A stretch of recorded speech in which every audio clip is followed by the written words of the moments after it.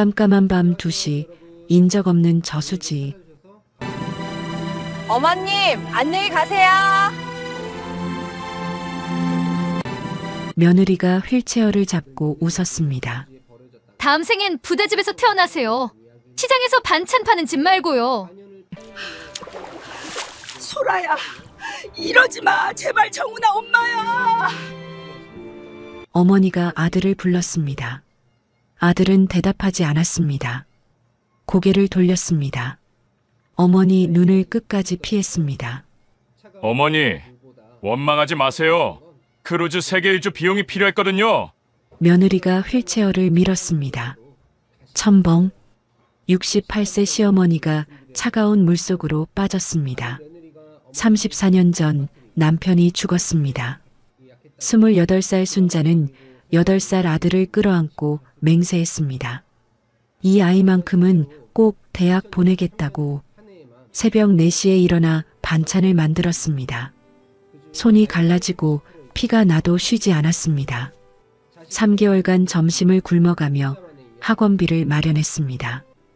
결혼 자금으로 평생 모은 8천만 원을 다 내줬습니다. 그렇게 피를 토하며 키운 아들입니다. 그 아들이 어머니를 저수지에 버리고 크루즈 여행을 떠나려 했습니다. 하지만 부부는 몰랐습니다. 갈대숲에 숨어서 이 모든 걸 지켜본 사람이 있었다는 것을, 그리고 김 실장이라는 여자가 그 크루즈를 막아설 거라는 것을. 안녕하세요 여러분, 오늘도 찾아주셔서 감사합니다. 구독과 좋아요, 알림 설정 꼭 눌러주시고요. 오늘은 68세 어머니가 중풍으로 쓰러진 후 아들 며느리에게 저수지에 버려졌다가 기적적으로 살아 돌아온 이야기입니다. 만약 34년을 피 흘리며 키운 아들이 내 눈을 피하며 나를 물에 밀어 넣는다면 여러분은 어떻게 하시겠어요? 끝까지 함께 해주세요. 깊은 밤 2시, 인적 없는 저수지에 검은 승용차 한 대가 멈춰 섰습니다. 차 문이 열리고 이정훈과 한소라 부부가 내렸어요. 두 사람은 트렁크를 열고 휠체어에 탄 박순자를 끌어냈습니다. 순자는 오른쪽 반신이 마비된 채 휠체어에 앉아 있었어요. 한 달 전 중풍으로 쓰러진 후 거동이 불편해진 몸이었죠. 소라가 휠체어를 저수지 쪽으로 밀기 시작했습니다. 순자가 떨리는 목소리로 물었습니다. 소라야, 여기가 어디야? 요양원 간다며? 소라가 휠체어를 멈추고 시어머니를 내려다보며 웃었습니다. 어머니, 안녕히 가세요. 순자의 눈이 커졌어요. 뭐라고? 소라가 고개를 숙이며 속삭였습니다. 다음 생엔 부잣집에서 태어나세요. 시장에서 반찬 파는 집 말고요. 순자의 온몸이 얼어붙었습니다. 며느리의 눈에는 차가운 웃음만 가득했어요. 소라야, 제발. 정훈아. 순자가 아들을 불렀습니다. 정훈은 3미터 떨어진 곳에 서 있었어요. 순자는 필사적으로 아들의 눈을 찾았습니다. 정훈아, 엄마야. 엄마 좀 봐. 하지만 정훈은 대답하지 않았습니다. 고개를 돌려버렸어요. 어머니의 눈을 끝까지 피했습니다. 소라가 다시 입을 열었습니다. 어머니, 원망하지 마세요. 크루즈 세계 일주 비용이 필요했거든요. 그 말과 함께 소라가 휠체어를 밀었습니다. 첨벙. 순자의 몸이 차가운 물속으로 빠졌어요. 휠체어에 묶인 채 저수지 물이 순자의 가슴까지 차올랐습니다. 차가운 물이 뼛속까지 파고들었어요. 살려줘. 정훈아. 엄마 살려줘. 순자가 물속에서 발버둥 쳤습니다. 하지만 마비된 오른팔은 움직이지 않았어요. 왼팔만으로 허우적거리며 물 밖으로 얼굴을 내밀었습니다. 부부는 순자를 한번 돌아보고 서둘러 차에 올라탔어요. 시동 소리와 함께 차가 출발했습니다. 브레이크 등이 어둠 속에서 빨갛게 빛났어요. 그때 저수지 반대편 갈대숲에서 누군가가 벌떡 일어났습니다. 조만복, 72살의 퇴직 소방관이었어요. 그는 밤낚시를 하다가 이 모든 것을 목격했습니다. 처음엔 가족이 환자를 데리고 온 줄 알았어요. 하지만 휠체어가 물속으로 밀려 들어가는 순간 조만복의 눈이 휘둥그레졌습니다. 소리를 지르려 했지만 이미 늦었어요. 순자는 물에 빠졌고 부부는 차에 올라타고 있었습니다. 조만복은 떠나는 차의 브레이크 등에 비친 번호판을 또렷이 확인했습니다. 그리고 낚시대를 내던지며 물속으로 뛰어들었어요. 저수지 가장자리는 다행히 얕았습니다. 물이 허리까지 차는 곳에서 조만복은 휠체어를 붙잡았어요. 순자의 얼굴은 이미 반쯤 물에 잠겨 있었습니다. 할머니, 정신 차리세요. 조만복이 휠체어 안전벨트 버클을 더듬어 풀었습니다. 30년 소방관 생활에서 익힌 손놀림이었어요. 그는 순자를 휠체어에서 빼내 물 밖으로 끌어올렸습니다. 순자의 입에서 물이 쏟아져 나왔어요. 조만복은 순자를 풀밭에 눕히고 인공호흡을 시작했습니다. 한 번, 두 번, 세 번. 순자가 격하게 기침을 하며 물을 토해냈어요. 가느다란 숨소리가 들렸습니다. 조만복은 떨리는 손으로 주머니에서 휴대폰을 꺼내 119를 눌렀어요. 여보세요. 저수지에서 사람이 물에 빠졌어요. 빨리 와주세요. 34년 전 서울 외곽의 작은 장례식장. 28살 순자가 영정 사진 앞에서 오열하고 있었습니다. 사진 속 남자는 순자의 남편 이만호였어요. 건설 현장에서 일하다 트럭에 치여 32의 세상을 떠났습니다. 순자의 품에는 8살 아들 정훈이 안겨 있었어요. 아이는 무슨 일인지도 모른 채 엄마의 품에서 울고 있었습니다. 정훈아, 울지 마. 엄마가 있잖아. 엄마가. 순자는 아들을 끌어안고 눈물을 삼켰어요. 장례식장을 나서며 순자는 굳게 다짐했습니다. 이 아이만큼은 꼭 대학 보내겠다고. 장례를 치른 직후 순자는 시장 한켠에 반찬 가게를 열었습니다. 가진 돈이라곤 남편 산재 보상금 500만 원이 전부였어요. 3평짜리 작은 가게에서 순자의 새로운 삶이 시작됐습니다. 매일 새벽 4시에 일어났어요. 콩나물을 다듬고 시금치를 데치고 멸치를 볶았습니다. 손이 갈라지고 피가 나도 쉬지 않았어요. 옆 가게 박말자가 순자의 손을 보고 혀를 찼습니다. 순자야, 손 좀 봐. 이러다 손 못 쓰게 된다. 순자가 웃으며 대답했어요. 괜찮아, 언니. 정훈이 대학 보내려면 이 정도는 해야지. 어린 정훈은 학교가 끝나면 반찬 배달을 도왔습니다. 무거운 반찬통을 들고 골목골목을 뛰어다녔어요. 어느 날은 배달 가다 넘어져 무릎이 깨졌습니다.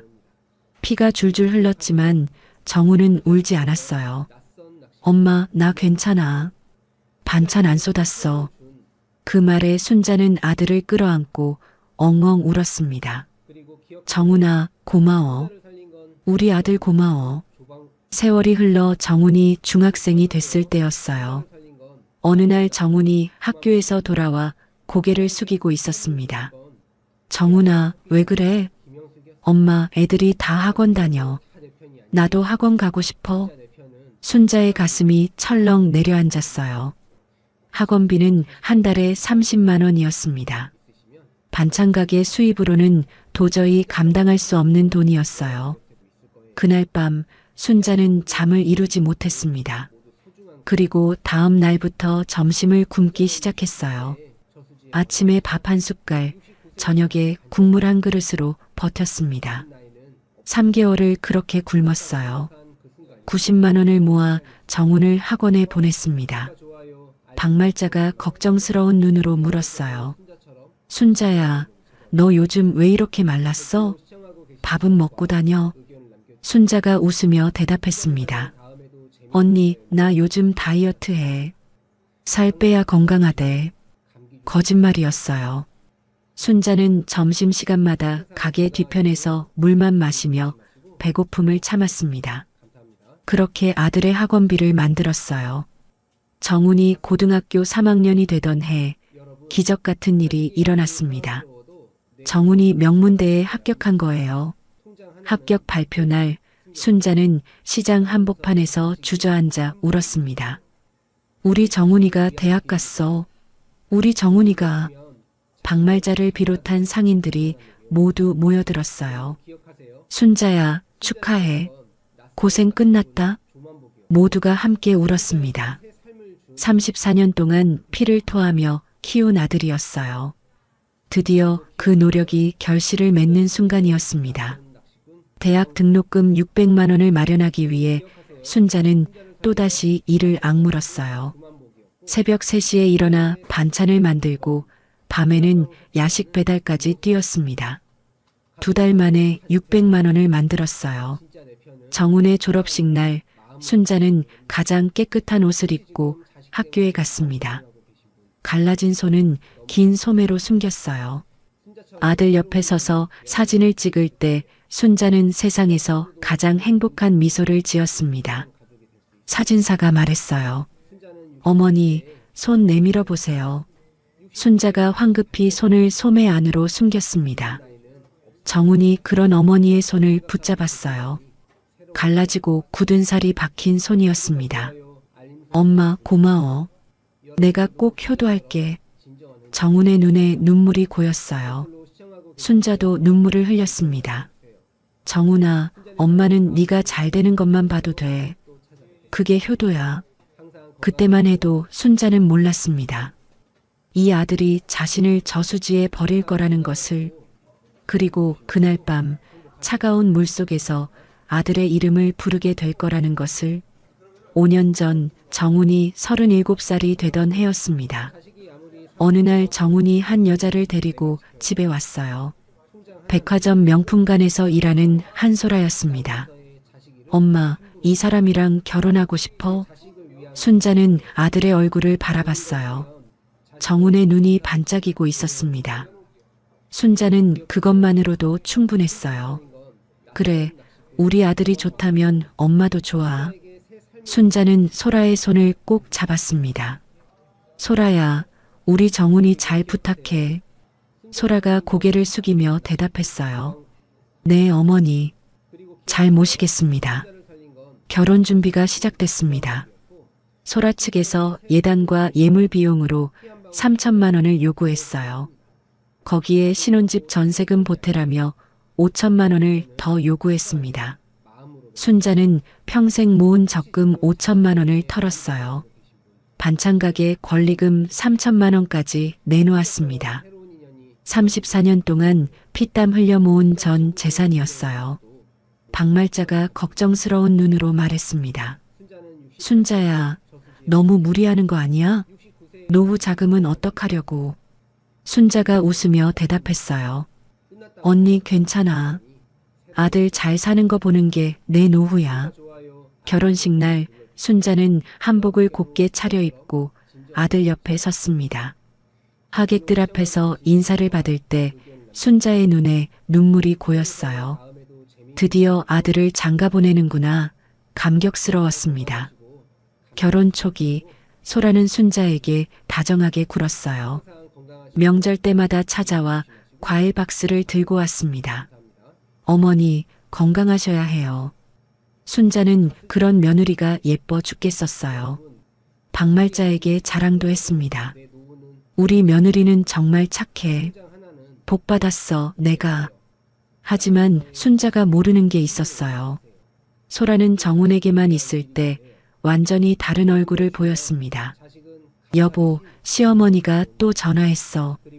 정훈이 물었어요. 뭐래? 소라가 한숨을 쉬며 대답했습니다. 이번 주말에 오라는데 갈 때마다 시장 냄새 나는 반찬 싸주잖아. 나 그거 진짜 싫어. 정훈이 난처한 표정을 지었어요. 그래도 엄마가 정성껏 만든 건데. 소라의 목소리가 차가워졌습니다. 정성? 다른 집 시어머니는 백화점 상품권 주던데. 우리 시어머니는 시장에서 반찬이나 파시잖아. 창피해서 친구들한테 말도 못해. 정훈이 어머니를 감싸려 했어요. 소라야, 엄마가 힘들게 일해서 나 키운 거 알잖아. 소라가 눈을 흘기며 말했습니다. 알아. 근데 평생 그 얘기만 들어야 해? 지겨워. 정훈은 말문이 막혔어요. 아내의 말에 반박할 수가 없었습니다. 그때부터 정훈의 마음에 작은 균열이 생기기 시작했어요. 결혼 3년 차 정훈에게 큰일이 터졌습니다. 회사에서 승진 대상자 명단이 발표됐는데 정훈의 이름이 없었어요. 동기들은 다 과장이 됐는데 정훈만 대리에 머물렀습니다. 정훈은 술에 절어 집에 들어왔어요. 소라가 인상을 찌푸리며 물었습니다. 또 술이야? 무슨 일인데? 승진에서 떨어졌어. 소라의 얼굴이 굳었어요. 뭐, 그럼 월급 그대로야? 정훈이 고개를 떨궜습니다. 미안해. 소라가 한숨을 푹 내쉬었어요. 미안하긴. 이러다 언제 내 집 마련해? 그 무렵 정훈은 후배의 꼬임에 넘어갔습니다. 형, 이 사업에 투자하면 원금의 3배는 벌어요. 정훈은 마지막 남은 돈 3천만 원을 투자했어요. 거기에 카드론까지 끌어다 5천만 원을 더 넣었습니다. 결과는 참담했어요. 투자 사기였습니다.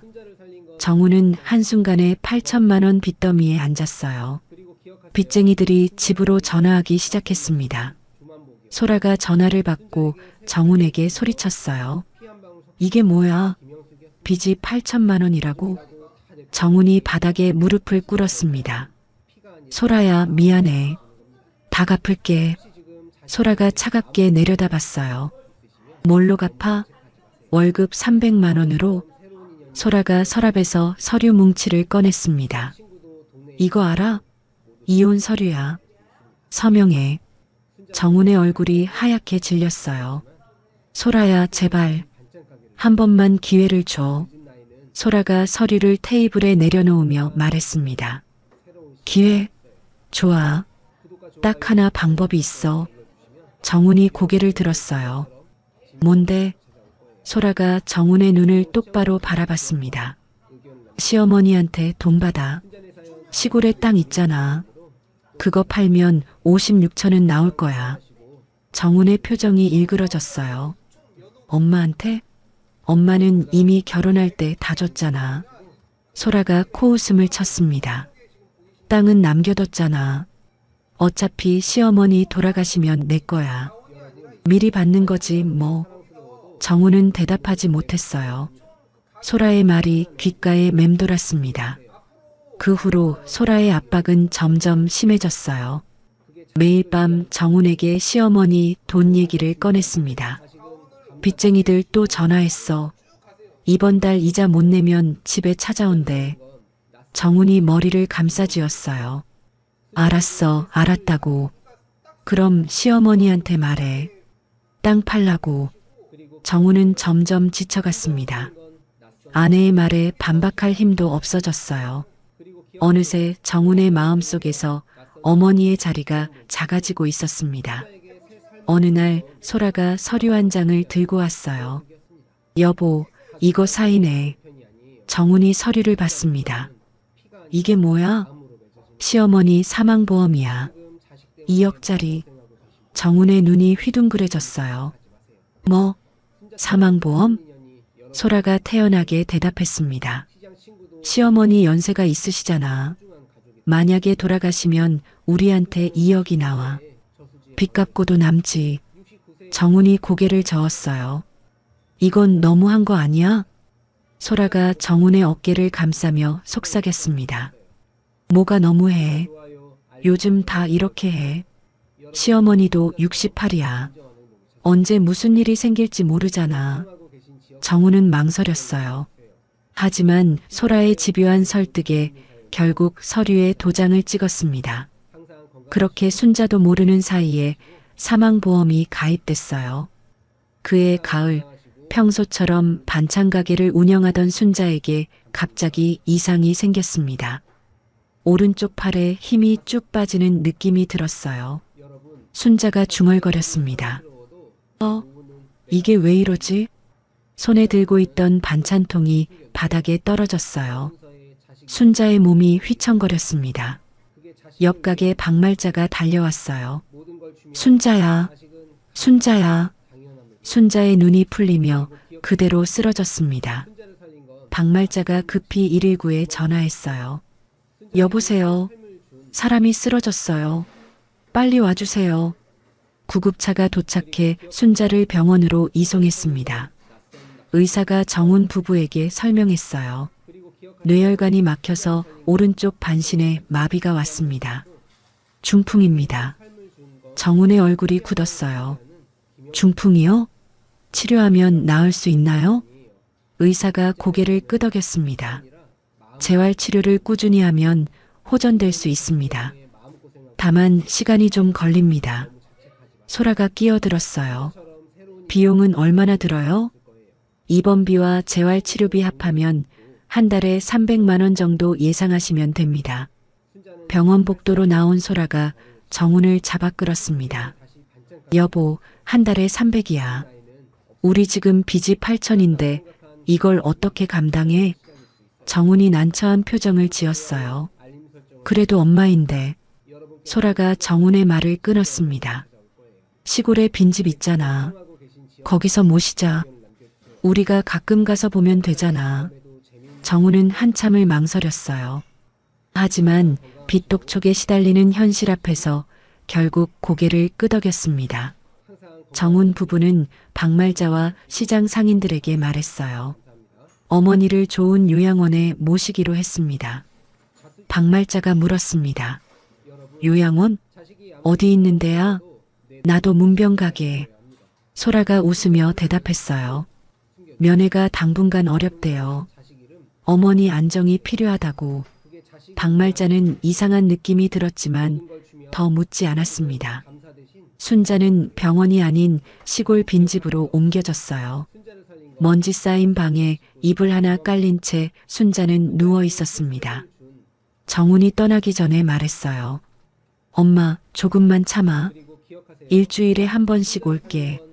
순자가 아들의 손을 붙잡았습니다. 정훈아, 여긴 너무 추워. 병원에 있고 싶어. 정훈이 순자의 손을 뿌리치며 일어섰어요. 엄마, 사정이 있어. 조금만 참아. 문이 닫혔습니다. 순자는 혼자 남겨졌어요.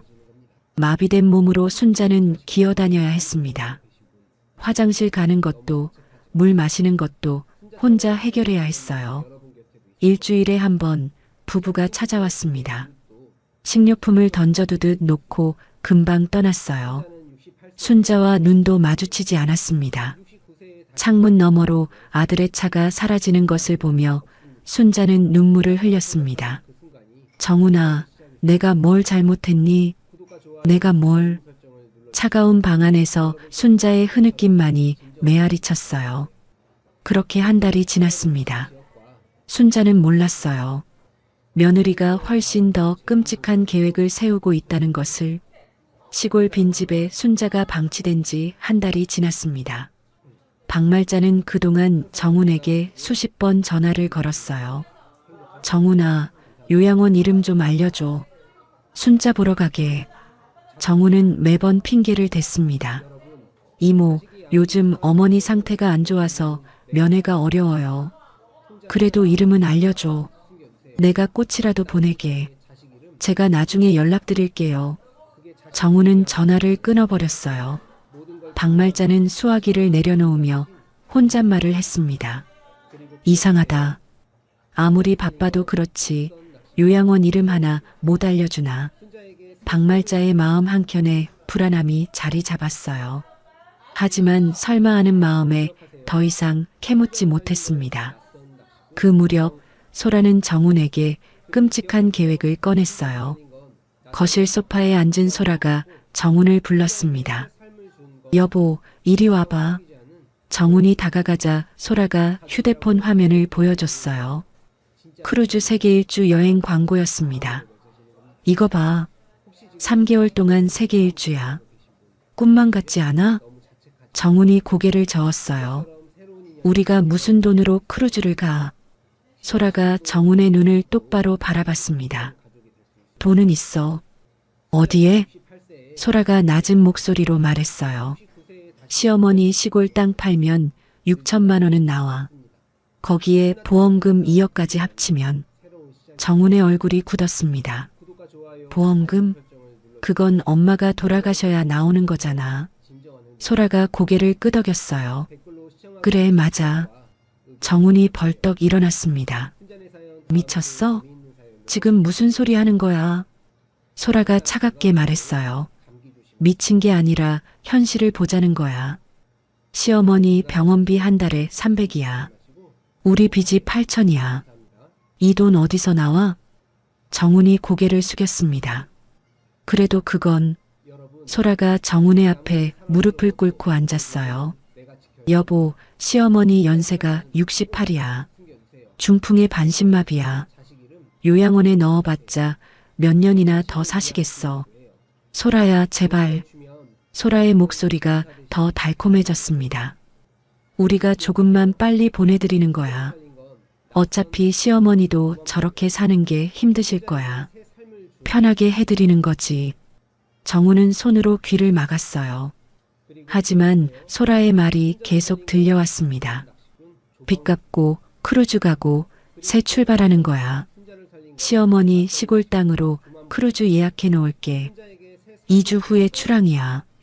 정훈이 고개를 들었어요. 벌써 예약했다고? 소라가 웃으며 대답했습니다. 응, 어제. 시어머니 땅 매매 대금 6천만 원으로. 정훈의 얼굴이 하얗게 질렸어요. 내 허락도 없이? 소라가 서랍에서 서류를 꺼냈습니다. 여기 이혼 서류도 있어. 크루즈 갈 거야. 이혼할 거야? 정훈은 아무 말도 하지 못했어요. 소라가 정훈의 볼을 쓰다듬으며 속삭였습니다. 저수지가 좋을 것 같아. 깊은 밤에 가면 아무도 몰라. 정훈은 고개를 떨궜습니다. 손이 덜덜 떨렸어요. 하지만 끝내 거절하지 못했습니다. 그날 밤 정훈 부부는 시골 빈집으로 향했습니다. 차 안에서 소라가 말했어요. 시어머니한테는 요양원 간다고 해. 알았지? 정훈은 대답하지 않았습니다. 그저 어둠 속 도로만 바라봤어요. 빈집에 도착하자 소라가 먼저 문을 열었습니다. 순자가 방 한켠에 누워 있었어요. 한 달 동안 제대로 씻지도 못해 머리카락이 엉켜 있었습니다. 어머니, 오늘 좋은 요양원으로 모셔다 드릴게요. 순자의 눈이 빛났어요. 정말? 드디어 병원에 갈 수 있는 거야? 소라가 웃으며 대답했습니다. 네, 아주 좋은 곳이에요. 어머니 빨리 나으실 거예요. 순자가 떨리는 손으로 소라의 손을 잡았어요. 소라야, 고마워. 내가 며느리 복이 있어. 소라는 아무 말 없이 웃기만 했습니다. 정훈이 어머니를 휠체어에 태웠어요. 순자가 아들의 얼굴을 바라보며 말했습니다. 정훈아, 고마워. 엄마 데려가줘서. 정훈은 어머니의 눈을 피했어요. 응, 엄마. 가자. 휠체어를 차에 싣고 부부는 출발했습니다. 순자는 창밖 풍경을 바라보며 물었어요. 요양원이 어디 있어? 멀어? 소라가 대답했습니다. 조금만 더 가면 돼요. 경치 좋은 데예요. 순자는 그 말을 믿었습니다. 드디어 편하게 치료받을 수 있다는 생각에 마음이 놓였어요. 차가 멈춘 곳은 요양원이 아니었습니다. 깜깜한 저수지였어요. 순자가 창밖을 보며 물었습니다. 여기가 어디야? 요양원이 왜 이렇게 어두워? 소라가 차 문을 열며 대답했어요. 어머니, 내리세요. 다 왔어요. 정훈이 트렁크에서 휠체어를 꺼냈습니다. 순자를 휠체어에 태우고 저수지 쪽으로 밀기 시작했어요. 순자의 얼굴에 불안함이 스쳤습니다. 정훈아, 여기 물 아니야? 요양원은 어디 있어? 소라가 휠체어 손잡이를 넘겨받았어요. 그리고 순자의 몸을 안전벨트로 꽁꽁 묶었습니다. 순자가 소리쳤어요. 소라야, 이게 뭐야? 왜 묶어? 소라가 순자의 앞에 쪼그려 앉았습니다. 그리고 웃었어요. 어머니, 안녕히 가세요.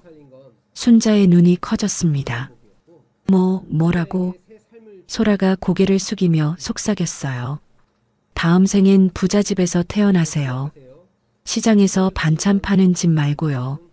순자의 온몸이 얼어붙었습니다. 이제야 모든 게 이해됐어요.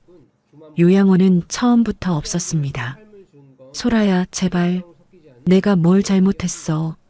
순자가 발버둥 쳤지만 안전벨트에 묶인 몸은 움직이지 않았어요. 순자는 아들에게 눈을 돌렸습니다. 정훈아, 엄마야. 엄마 살려줘. 정훈은 3미터 떨어진 곳에 서 있었어요. 순자는 필사적으로 아들의 눈을 찾았습니다. 정훈아, 눈 좀 봐. 엄마 눈 좀 봐. 하지만 정훈은 고개를 돌렸어요. 어머니의 눈을 끝까지 피했습니다. 순자의 심장이 찢어졌습니다. 34년을 바쳐 키운 아들이 고개를 돌렸어요. 소라가 마지막으로 말했습니다. 어머니, 원망하지 마세요. 크루즈 세계 일주 비용이 필요했거든요. 그 말과 함께 소라가 휠체어를 밀었습니다. 첨벙, 순자의 몸이 차가운 물속으로 빠졌어요. 얼음장 같은 물이 온몸을 감쌌습니다. 살려줘, 정훈아. 순자가 물속에서 허우적댔어요. 하지만 마비된 오른팔은 움직이지 않았습니다. 왼팔만으로 물을 헤집으며 얼굴을 내밀었어요. 부부는 뒤도 돌아보지 않고 차에 올라탔습니다. 엔진 소리가 울리고 차가 출발했어요. 브레이크 등이 어둠 속에서 빨갛게 빛났습니다. 순자는 점점 가라앉고 있었어요. 물이 입까지 차올랐습니다. 정훈아, 정훈아. 순자의 목소리가 점점 작아졌어요. 눈앞이 캄캄해졌습니다. 바로 그때 갈대숲에서 누군가가 벌떡 일어났습니다. 조만복은 그날 밤 잠이 오지 않았습니다. 퇴직 후 유일한 낙인 밤낚시를 하러 저수지에 나왔어요. 갈대숲 사이에 자리를 잡고 낚싯대를 들이웠습니다. 새벽 2시쯤 차 한 대가 저수지 앞에 멈췄어요. 조만복은 고개를 들어 바라봤습니다. 이 밤에 누가 왔나? 처음엔 가족이 환자를 데리고 나온 줄 알았어요. 휠체어에 탄 노인을 부축하는 모습이 보였거든요. 그런데 이상했습니다. 부부가 노인을 요양원이 아닌 저수지 쪽으로 밀고 있었어요. 조만복이 눈을 비볐습니다. 뭐야, 저게? 여자가 휠체어를 멈추고 노인 앞에 쪼그려 앉았어요. 무슨 말인가를 했습니다. 그리고 휠체어를 밀었어요. 첨벙, 노인이 물에 빠지는 소리가 들렸습니다. 조만복의 심장이 멎는 것 같았어요. 소리를 지르려 했지만 이미 늦었습니다. 부부는 서둘러 차에 올라타고 있었어요. 차가 출발했습니다. 브레이크 등이 켜지는 순간 조만복은 번호판을 또렷이 봤어요. 12가 3456. 조만복은 번호판을 중얼거리며 외웠습니다. 그리고 낚싯대를 내던지며 물속으로 뛰어들었어요. 저수지 가장자리는 다행히 얕았습니다. 물이 허리까지 찼어요.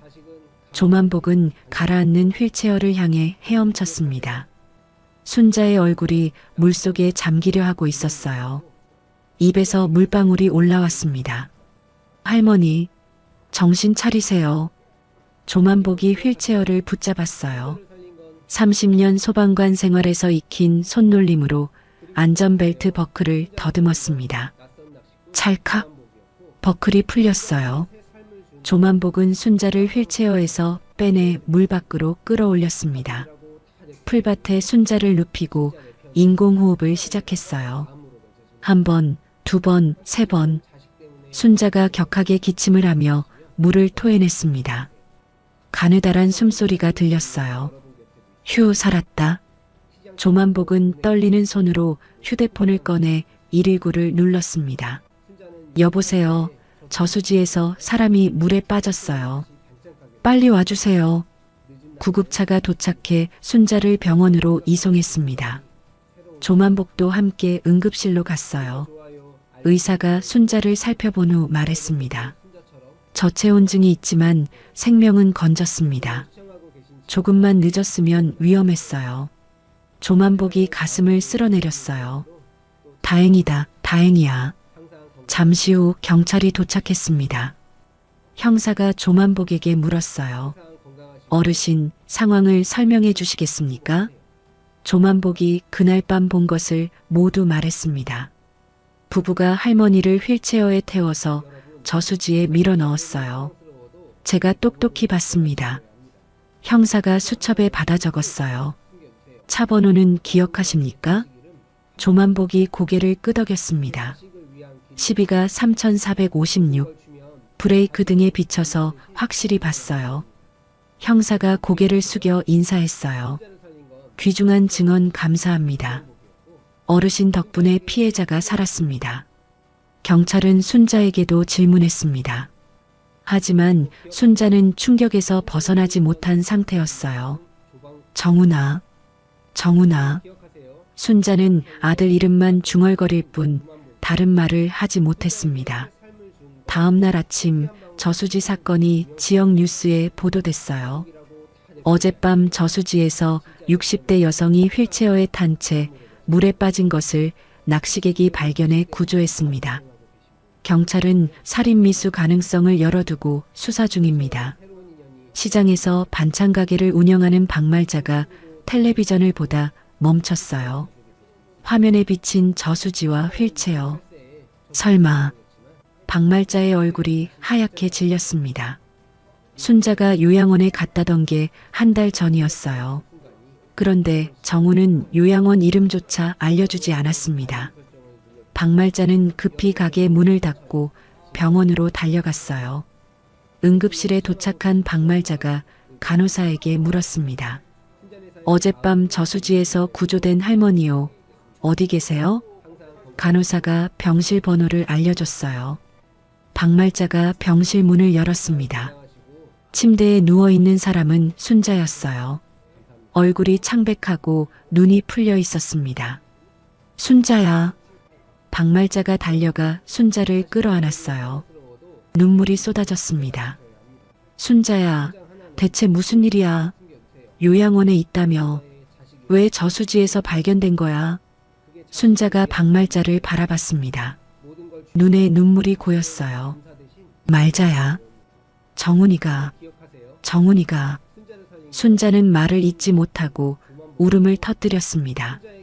박말자도 함께 울었어요. 순자야, 괜찮아. 내가 왔어. 내가 있잖아. 며칠 후 순자는 일반 병실로 옮겨졌습니다. 재활치료를 받으며 조금씩 안정을 찾아갔어요.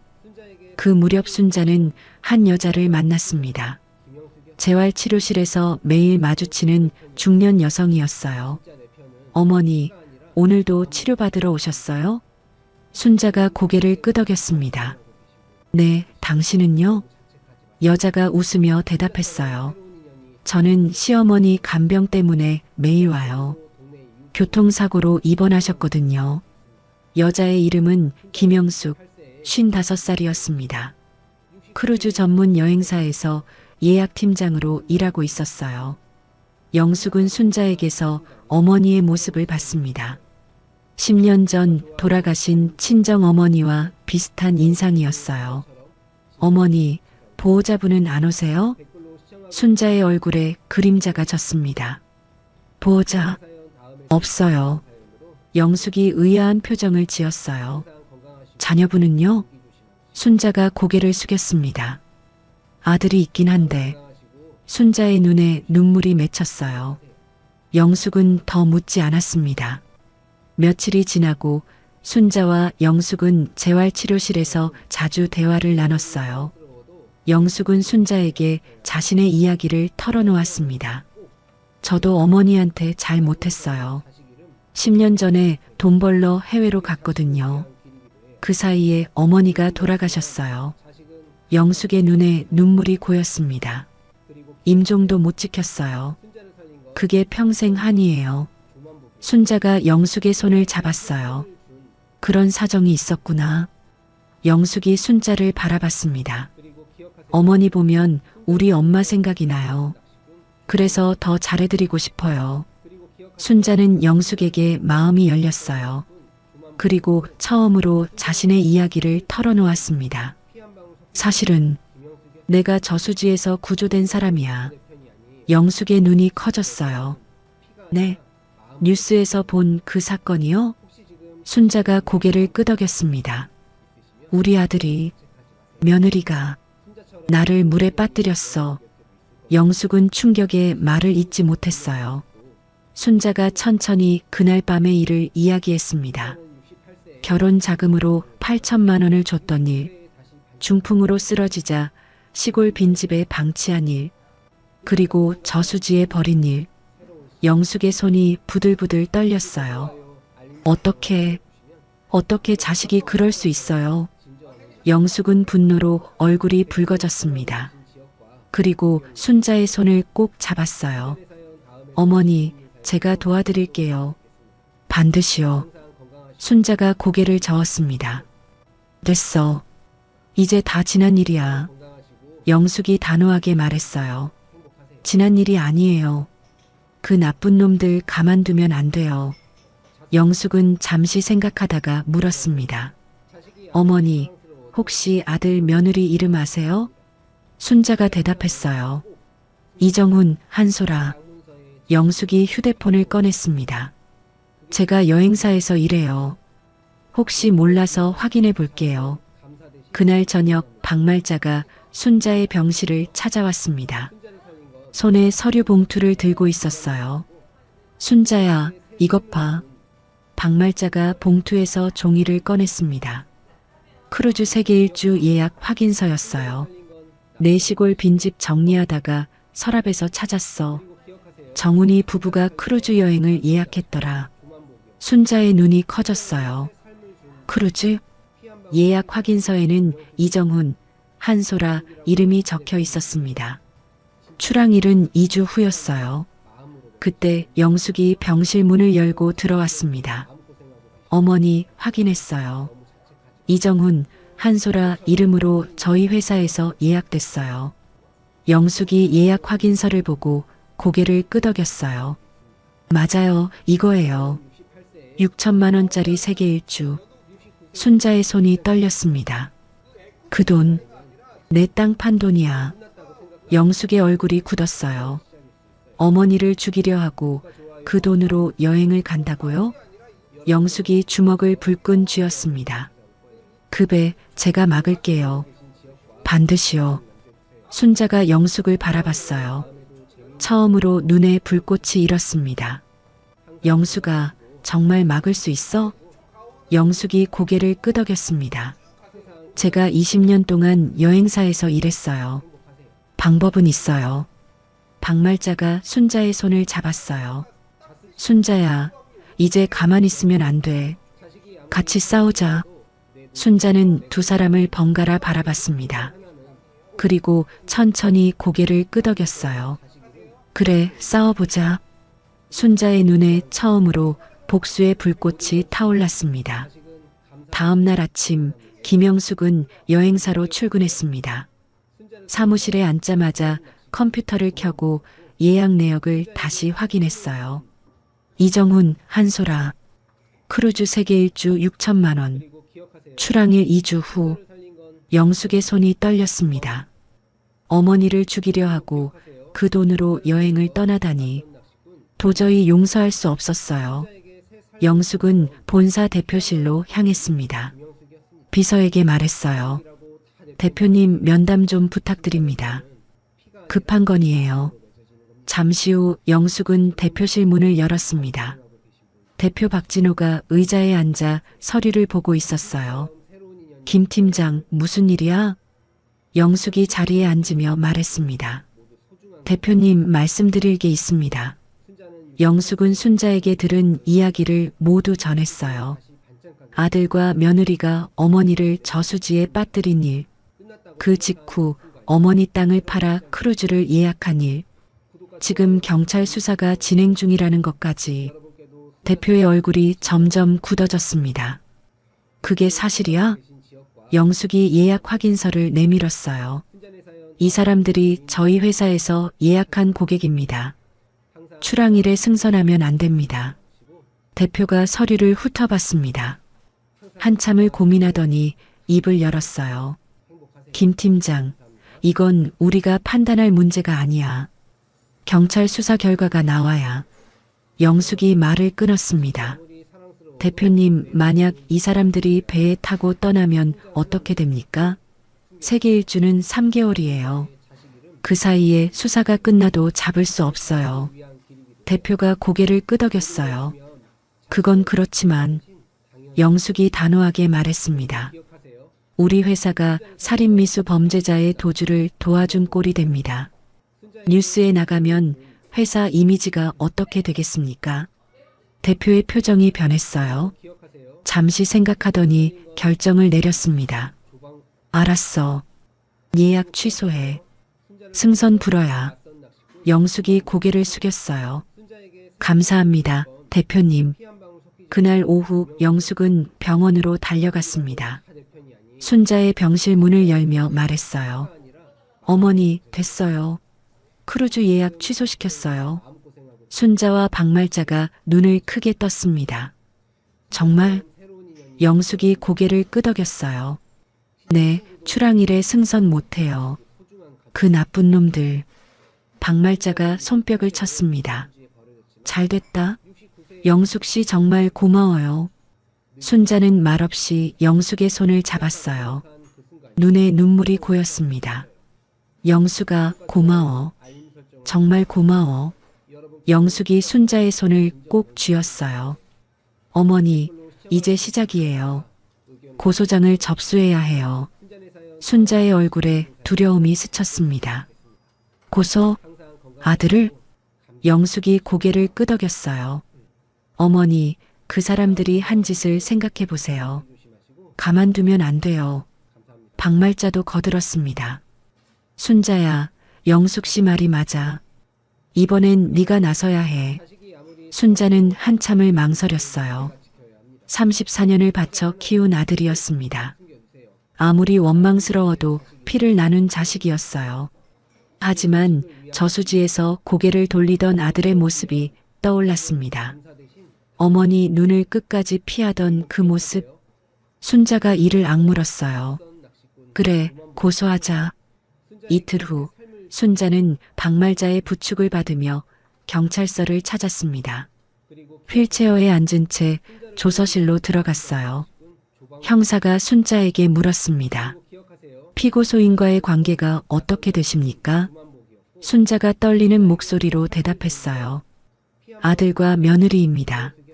형사가 고개를 끄덕이며 받아 적었습니다. 그날 밤 무슨 일이 있었는지 말씀해 주세요. 순자는 천천히 그날 밤의 일을 이야기했어요.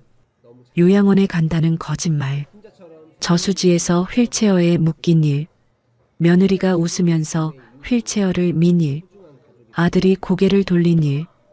형사의 얼굴이 점점 굳어졌습니다. 목격자가 있습니까? 박말자가 대답했어요. 조만복 씨요. 그날 밤 낚시하다가 목격하고 순자를 구했어요. 형사가 고개를 끄덕였습니다. 조만복 씨에게도 연락하겠습니다. 조만복이 경찰서에 출석했습니다. 형사 앞에 앉아 그날 밤의 일을 자세히 진술했어요.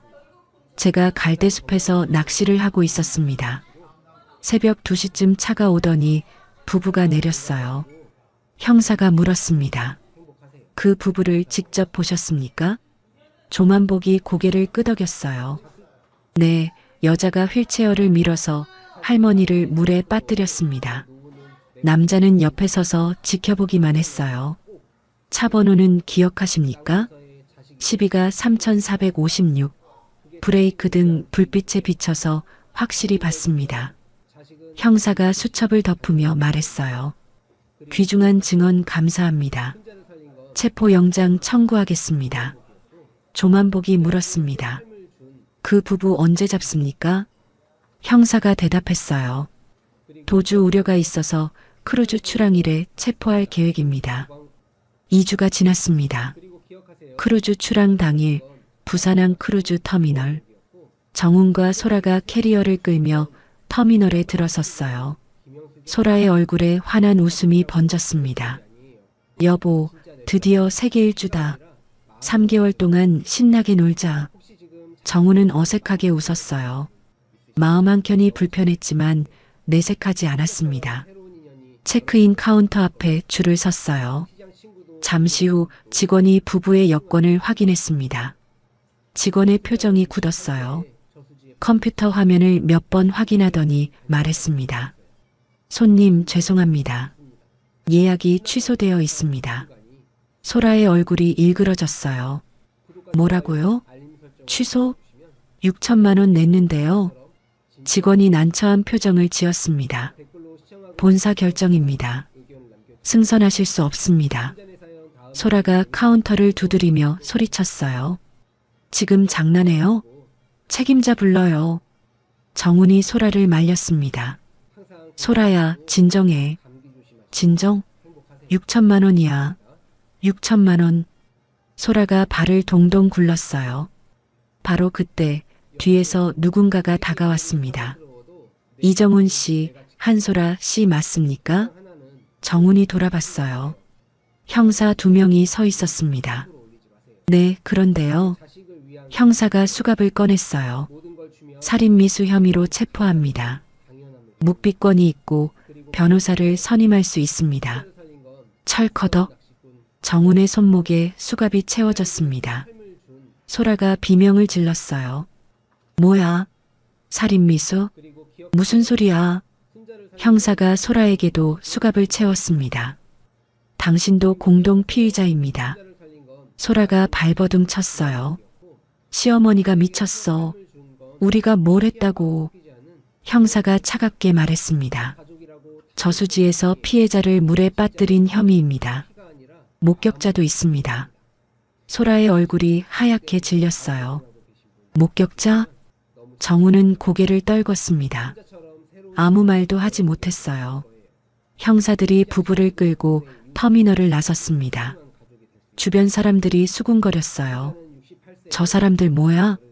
살인미수래. 세상에 무서워라. 그 시각 병원 병실. 김영숙이 텔레비전을 틀었습니다. 뉴스 속보가 나오고 있었어요. 오늘 오전 부산항 크루즈 터미널에서 40대 부부가 살인미수 혐의로 체포됐습니다. 이들은 60대 어머니를 저수지에 빠뜨린 혐의를 받고 있습니다. 화면에 수갑찬 정훈과 소라가 비쳤어요. 순자는 화면을 말없이 바라봤습니다. 어머니, 잡혔어요. 영숙이 순자의 손을 잡았어요. 순자는 아무 말도 하지 못했습니다. 박말자가 순자의 어깨를 감쌌어요. 순자야, 잘 됐어. 이제 됐어. 순자의 눈에서 눈물이 흘러내렸습니다.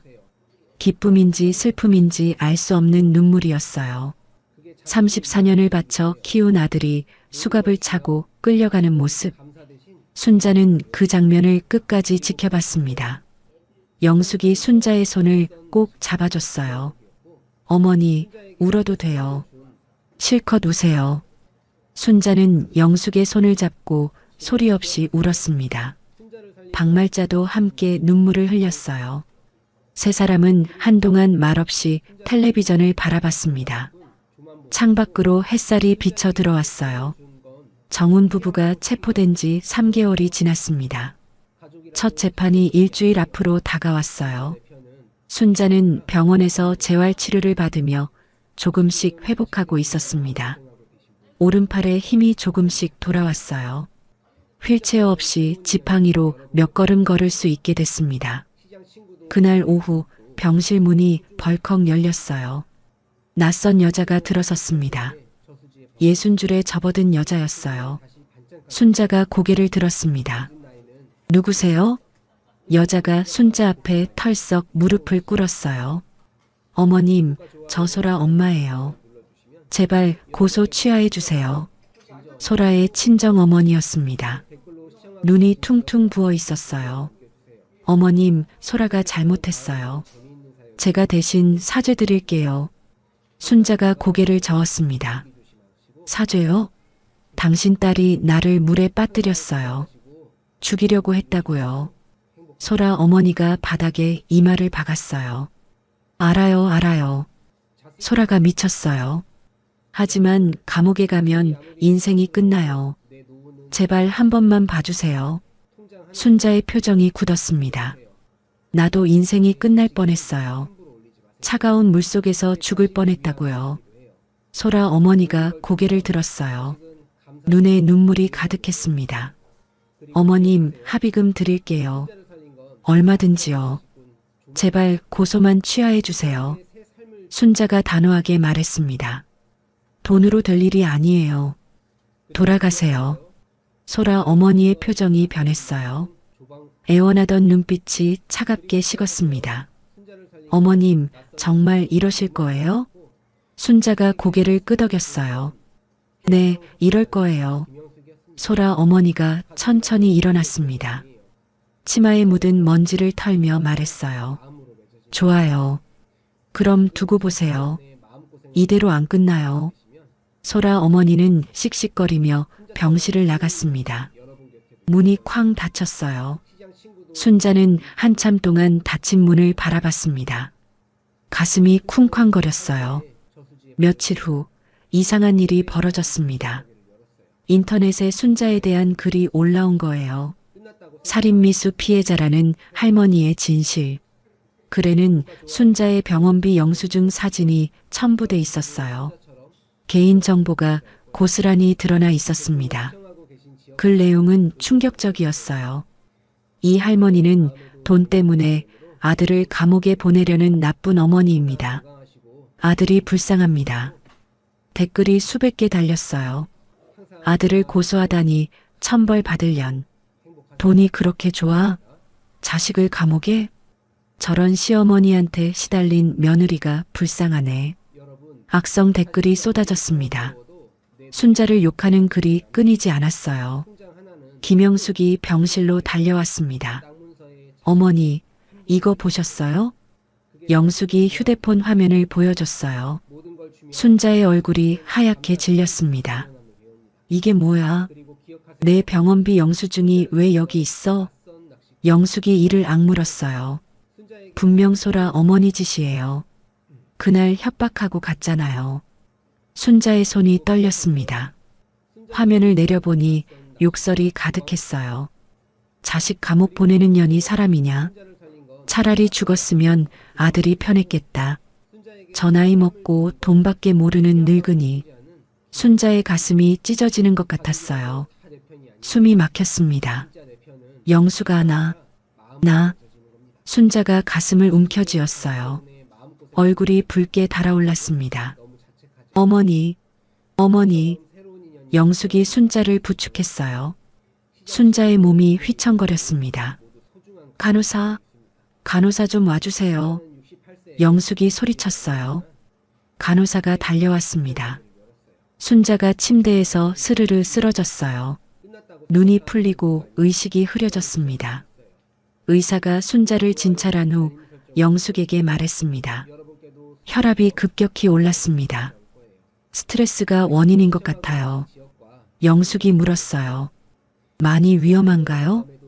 의사가 고개를 끄덕였습니다. 뇌출혈 재발 위험이 있어요. 절대 안정이 필요합니다. 당분간 외부 자극을 피해야 해요. 영숙이 물었어요. 재판 출석은요? 일주일 후에 첫 재판이 있거든요. 의사가 고개를 저었습니다. 이 상태로는 어렵습니다. 무리하시면 큰일 날 수 있어요. 영숙은 복도로 나와 주먹을 불끈 쥐었어요. 소라 어머니, 가만 안 둬. 영숙은 바로 경찰서로 향했습니다. 경찰서에서 영숙이 형사에게 말했어요. 악성글 작성자 좀 찾아주세요. 피해자가 쓰러졌어요. 형사가 고개를 끄덕였습니다. 알겠습니다. 수사해 보겠습니다. 며칠 후 형사에게서 연락이 왔어요. 글 작성자 확인됐습니다. 한소라 피고인의 친정어머니 컴퓨터에서 작성된 것으로 밝혀졌습니다. 영숙이 이를 갈았어요. 역시 그 여자였군요. 형사가 말했습니다. 명예훼손과 개인정보 유출 혐의로 별도 수사 진행하겠습니다. 영숙은 병원으로 돌아와 순자에게 알렸어요. 어머니, 범인 잡았어요. 소라 어머니예요. 순자가 힘없이 고개를 끄덕였습니다. 그럴 줄 알았어. 첫 재판 날이 됐습니다. 순자는 병원 침대에 누워 있었어요. 영숙이 순자의 손을 잡았습니다. 어머니, 재판 가지 마세요. 의사 선생님도 안 된다고 했잖아요. 순자가 고개를 저었어요. 괜찮아. 가야 해. 영숙이 말렸습니다. 조만복 씨 증언도 있고 증거도 충분해요. 어머니 없어도 이길 수 있어요. 순자는 대답하지 않았습니다. 재판은 순자 없이 진행됐어요. 법정에서 소라 측 변호사가 목소리를 높였습니다. 피해자 박순자 씨가 출석하지 않았습니다. 피해자 진술 없이 어떻게 유죄를 입증합니까? 검사가 반박했어요. 목격자 증언이 있습니다. 소라 측 변호사가 비웃었습니다. 밤에 낚시하던 노인의 증언이 얼마나 정확하겠습니까? 어두웠는데요. 방청석에서 박말자가 주먹을 불끈 쥐었어요. 화가 치밀었습니다. 그때 정훈이 증인석에 섰습니다. 변호사의 질문에 정훈이 대답했어요. 어머니는 치매 증상이 있었습니다. 그날 밤 어머니가 스스로 휠체어를 굴려 물에 빠진 겁니다. 방청석이 술렁거렸어요. 박말자가 벌떡 일어났습니다. 거짓말. 순자가 치매라니. 말도 안 돼. 판사가 의사봉을 쳤어요. 정숙하세요. 박말자가 끌려나갔습니다. 재판이 끝난 후 영숙이 병원으로 달려왔어요. 어머니, 큰일이에요. 정훈이가 거짓 증언을 했어요. 순자가 물었습니다. 뭐라고 했는데? 어머니가 치매라서 스스로 물에 빠졌다고요. 순자의 얼굴이 굳었어요. 치매? 내가 치매라고? 영숙이 고개를 끄덕였습니다. 변호사가 목격자 증언도 흔들었어요. 밤이라 정확하지 않다면서요. 순자가 침대에서 몸을 일으켰어요. 영숙아, 나 재판 가야겠어. 영숙이 말렸습니다. 어머니, 지금 상태로는. 순자가 영숙의 손을 잡았어요. 눈에 불꽃이 타올랐습니다. 내가 직접 말해야 해. 내가 치매가 아니라는 걸. 그놈들이 나를 죽이려 했다는 걸. 영숙은 순자의 눈빛을 보고 더 이상 말리지 못했어요. 알겠어요, 어머니. 제가 모셔다 드릴게요. 순자가 고개를 끄덕였습니다. 고마워, 영숙아. 박말자도 병실로 달려왔어요. 순자야, 내가 휠체어 밀어줄게. 같이 가자. 순자는 두 사람을 바라봤습니다. 눈에 눈물이 고였어요. 말자야, 영숙아, 고마워. 정말 고마워. 세 사람은 손을 맞잡았습니다. 내일 재판에서 반드시 이기겠다고 다짐했어요. 창밖으로 해가 지고 있었습니다. 내일은 모든 것이 결판나는 날이었어요. 다음 재판날 아침, 순자는 일찍 눈을 떴습니다. 창밖으로 햇살이 비쳐 들어왔어요. 영숙이 병실 문을 열고 들어왔습니다. 어머니, 준비되셨어요? 순자가 고개를 끄덕였어요. 응, 가자. 박말자가 휠체어를 가져왔습니다. 순자를 휠체어에 태우고 병원을 나섰어요. 차 안에서 영숙이 말했습니다. 어머니, 힘드시면 말씀하세요. 언제든 쉬셔도 돼요. 순자가 고개를 저었어요. 괜찮아. 오늘 다 끝낼 거야. 법원에 도착했습니다. 순자가 휠체어를 타고 법정에 들어서자 방청석이 술렁거렸어요. 피해자다. 저분이 저수지에 빠졌던 할머니래. 저렇게 아픈데 직접 오셨네. 정우는 피고인석에 앉아 있었습니다. 어머니가 들어오는 것을 보고 고개를 떨궜어요. 소라는 입술을 깨물며 순자를 노려봤습니다. 판사가 입을 열었어요. 피해자 박순자 씨, 증언할 수 있습니까? 순자가 떨리는 목소리로 대답했습니다. 네, 할 수 있습니다. 판사가 고개를 끄덕였어요. 증인석으로 나와주세요. 영숙과 박말자가 순자의 휠체어를 밀어 증인석 앞에 세웠습니다. 순자는 천천히 숨을 고르고 입을 열었어요. 저는 34년 동안 아들을 혼자 키웠습니다. 법정이 조용해졌어요. 모두가 순자의 말에 귀를 기울였습니다. 남편이 교통사고로 죽었을 때 저는 28이었어요. 아들은 8살이었습니다. 순자의 목소리가 떨렸어요. 새벽 4시에 일어나 반찬을 만들었어요. 손이 갈라지고 피가 나도 쉬지 않았습니다. 아들 학원비 벌려고 3개월 동안 점심을 굶었어요. 방청석 여기저기서 코를 훌쩍이는 소리가 들렸습니다. 아들이 대학에 붙었을 때 시장 한복판에서 엉엉 울었어요. 세상에서 가장 행복했습니다. 순자가 잠시 말을 멈췄어요. 눈물을 삼키고 다시 입을 열었습니다. 그런데 그 아들이 저를 저수지에 버렸어요. 법정 안이 무거운 침묵에 휩싸였습니다. 그날 밤 며느리가 말했어요. 다음 생엔 부잣집에서 태어나라고. 시장에서 반찬 파는 집 말고요. 순자가 정훈을 바라봤어요. 저는 아들의 눈을 봤습니다. 살려달라고 애원했어요. 정훈이 고개를 더 깊이 숙였습니다. 그런데 아들은 고개를 돌렸어요. 제 눈을 끝까지 피했습니다. 순자의 볼을 타고 눈물이 흘러내렸어요. 그게 제일 아팠어요. 물에 빠진 것보다 아들이 고개를 돌린 게 더 아팠습니다. 방청석 여기저기서 흐느낌이 터져 나왔습니다. 박말자가 손수건으로 눈물을 닦았어요. 검사가 물었습니다. 피고인 측에서는 피해자가 치매 증상이 있어서 스스로 물에 빠졌다고 주장했습니다. 이에 대해 말씀해 주시겠습니까? 순자가 고개를 저었어요. 저는 치매가 아닙니다. 중풍으로 몸이 불편할 뿐이지 정신은 멀쩡해요. 순자가 정훈을 똑바로 바라봤습니다. 정훈아, 네가 태어난 날이 며칠이야? 정훈이 움찔했어요. 1982년 3월 15일이야.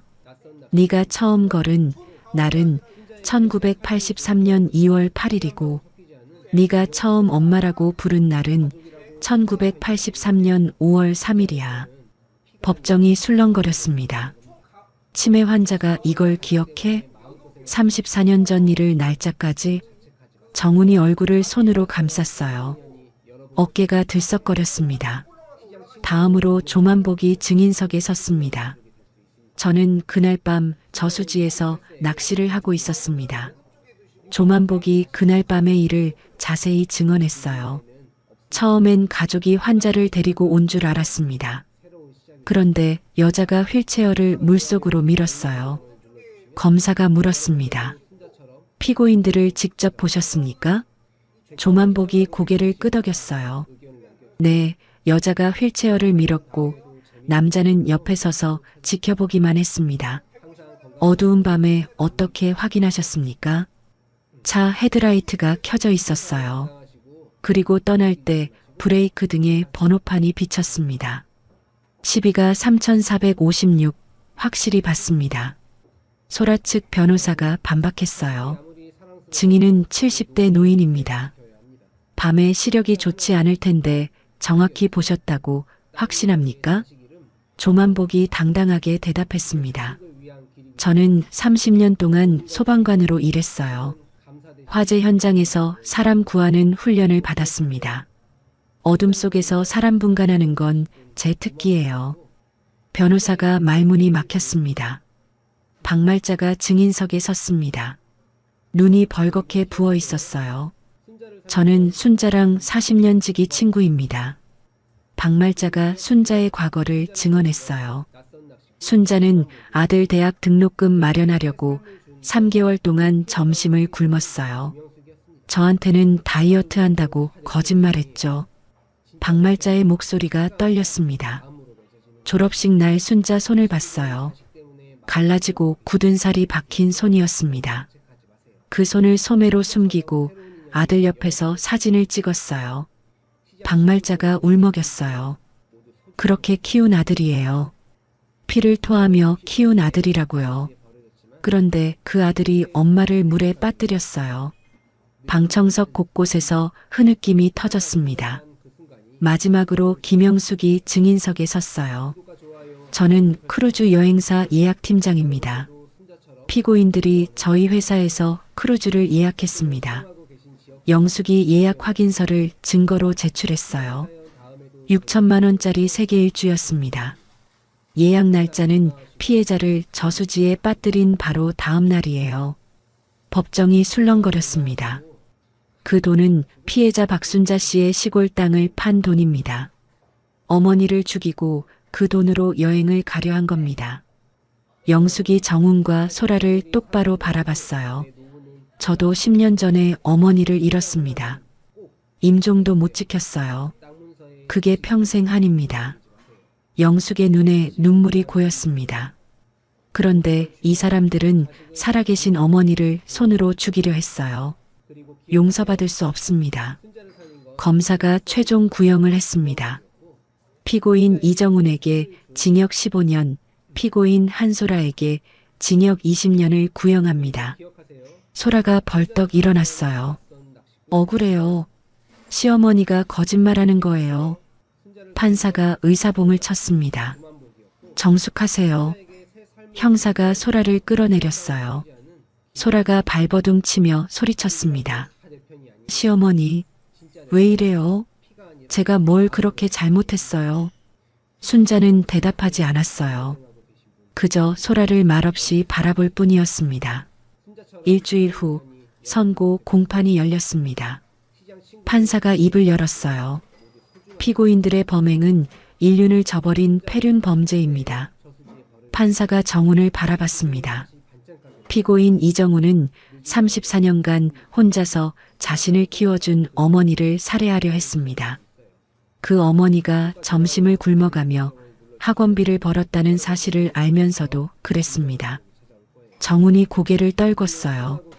피고인 한소라는 범행을 주도하고 직접 휠체어를 밀어 피해자를 물에 빠뜨렸습니다. 범행 후에는 피해자의 재산으로 여행을 예약했습니다. 판사가 선고했습니다. 피고인 이정훈에게 징역 12년, 피고인 한소라에게 징역 15년을 선고합니다. 소라가 비명을 질렀어요. 15년이요? 안 돼요. 정훈은 아무 말도 하지 못했습니다. 고개를 떨군 채 눈물만 흘렸어요. 판사가 덧붙였습니다. 또한 피고인 한소라의 친정어머니는 명예훼손 및 개인정보 유출 혐의로 별도 기소되었습니다. 순자는 판결을 듣고 아무 말 없이 눈을 감았어요. 볼을 타고 눈물이 흘러내렸습니다. 영숙이 순자의 손을 꼭 잡았어요. 박말자도 순자의 어깨를 감쌌습니다. 순자야, 끝났어. 다 끝났어. 순자는 대답하지 않았어요. 그저 소리 없이 울 뿐이었습니다. 영숙이 휠체어를 밀며 법정을 나섰어요. 창밖으로 햇살이 쏟아져 들어왔습니다. 순자는 햇살을 바라보며 생각했어요. 이제 정말 끝인 걸까? 판결이 있은 지 6개월이 지났습니다. 어느 날 순자에게 연락이 왔어요. 박순자 씨, 교도소에서 면회 신청이 들어왔습니다. 순자는 한참을 망설였어요. 아들을 만나야 할지 말아야 할지 고민이 됐습니다. 영숙이 물었어요. 어머니, 가실 거예요? 순자가 고개를 끄덕였습니다. 응, 가봐야겠어. 마지막으로 할 말이 있어. 영숙이 순자를 부축해 차에 태웠어요. 두 사람은 교도소로 향했습니다. 교도소 면회실은 차가웠어요. 유리창 너머로 죄수복을 입은 정훈이 나타났습니다. 정훈의 얼굴이 많이 야위어 있었어요. 눈 밑에 그늘이 짙게 깔려 있었습니다. 정훈이 유리창 앞에 앉았어요. 고개를 들지 못했습니다. 엄마. 정훈의 목소리가 갈라졌어요. 순자는 아무 말 없이 아들을 바라봤습니다. 34년을 바쳐 키운 아들이었어요. 새벽마다 반찬을 만들며 키운 아들이었습니다. 정훈이 유리창에 이마를 대며 울었어요. 엄마, 잘못했어. 내가 미쳤었어. 순자는 대답하지 않았습니다. 소라 말만 듣고 빚에 쪼들리다 보니까 정신이 나갔었어. 엄마, 제발 용서해줘. 정훈이 유리창을 두드렸어요. 엄마, 나 좀 봐. 제발. 순자가 천천히 입을 열었습니다. 정훈아. 정훈이 고개를 들었어요. 눈물 범벅이 된 얼굴이었습니다. 순자가 물었어요. 그날 밤 내가 내 눈을 봤잖아. 정훈이 움찔했습니다. 살려달라고 했잖아. 엄마야, 엄마 좀 봐달라고 했잖아. 순자의 목소리가 떨렸어요. 그런데 넌 왜 고개를 돌렸어? 왜 엄마 눈을 피했어? 정훈이 대답하지 못했습니다. 입술만 달싹거렸어요. 순자가 다시 물었어요. 대답해봐. 왜 고개를 돌렸어? 정훈이 바닥에 이마를 박았습니다. 무서웠어. 엄마 눈이 무서웠어. 순자의 눈에서 눈물이 흘러내렸어요. 그래, 네가 무서웠구나. 엄마 눈이 무서웠구나. 순자가 천천히 일어섰습니다. 정훈아, 나도 할 말이 있어. 정훈이 고개를 들었어요. 순자가 낮은 목소리로 말했습니다. 내 아들은 그날 저수지에서 죽었어. 정훈의 얼굴이 하얗게 질렸어요. 엄마, 34년 동안 키운 내 아들은 그날 밤 물속에서 죽었어. 지금 내 앞에 있는 사람은 내 아들이 아니야. 정훈이 유리창을 두드렸습니다. 엄마, 그러지 마. 제발. 순자가 돌아섰어요. 잘 살아라. 정훈이 울부짖었습니다. 엄마, 엄마. 순자는 뒤돌아보지 않았어요. 면회실 문을 열고 나갔습니다. 복도에 정훈의 울음소리가 울려 퍼졌어요. 순자는 걸음을 멈추지 않았습니다. 영숙이 순자를 부축했어요. 어머니, 괜찮으세요? 순자가 고개를 끄덕였습니다. 응, 괜찮아. 이제 괜찮아. 순자의 볼을 타고 눈물이 흘렀어요. 하지만 발걸음은 흔들리지 않았습니다. 1년이 지났습니다. 순자는 꾸준히 재활치료를 받았어요. 처음에는 휠체어 없이 한 발도 떼지 못했습니다. 하지만 포기하지 않았어요. 매일 아침 일어나 걷기 연습을 했습니다. 넘어지고 또 넘어졌어요. 그래도 다시 일어났습니다. 영숙이 매주 병원에 와서 순자를 도왔어요. 어머니, 한 발만 더요. 할 수 있어요. 박말자도 틈만 나면 찾아왔습니다. 순자야, 힘내. 우리가 있잖아. 1년 만에 순자는 지팡이를 짚고 걸을 수 있게 됐어요. 느리지만 제 발로 걸었습니다. 어느 봄날 시장 골목에 작은 가게가 문을 열었어요. 간판에는 순자네 밑반찬이라고 적혀 있었습니다. 순자가 가게 앞에 섰어요. 지팡이를 짚고 간판을 올려다 봤습니다. 박말자가 옆에서 웃었어요. 순자야, 드디어 다시 시작이네. 순자가 고개를 끄덕였습니다. 응, 다시 시작이야. 가게 안에는 형형색색의 반찬들이 진열돼 있었어요. 콩나물 무침, 시금치나물, 멸치볶음, 깍두기. 순자가 34년 동안 만들어온 반찬들이었습니다. 개업식 날 조만복이 꽃다발을 들고 찾아왔어요. 할머니, 축하합니다. 가게 번창하세요. 순자가 조만복의 손을 잡았습니다. 조 선생님, 그날 밤 저를 살려주셔서 정말 감사해요. 선생님 아니었으면 저는 이 자리에 없었어요. 조만복이 손을 내저었어요. 당연히 할 일을 한 거예요. 앞으로 건강하게 오래 사세요. 시장 상인들이 하나둘 모여들었습니다. 순자야, 축하해. 다시 보니까 반갑다. 반찬 맛은 여전하겠지? 순자는 오랜만에 환하게 웃었어요. 가슴 한켠이 따뜻해졌습니다. 영숙은 매주 주말마다 가게를 찾아왔어요. 순자와 함께 점심을 먹고 이런저런 이야기를 나눴습니다. 어느 날 영숙이 말했어요.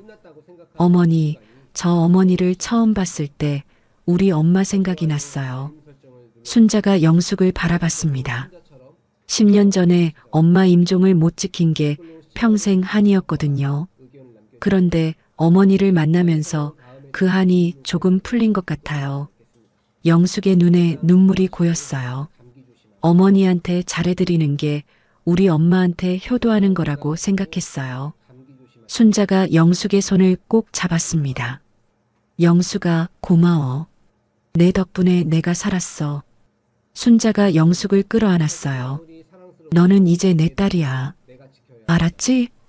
영숙이 순자의 품에서 울었습니다. 네, 어머니. 감사합니다. 순자는 영숙의 등을 토닥이며 말했어요.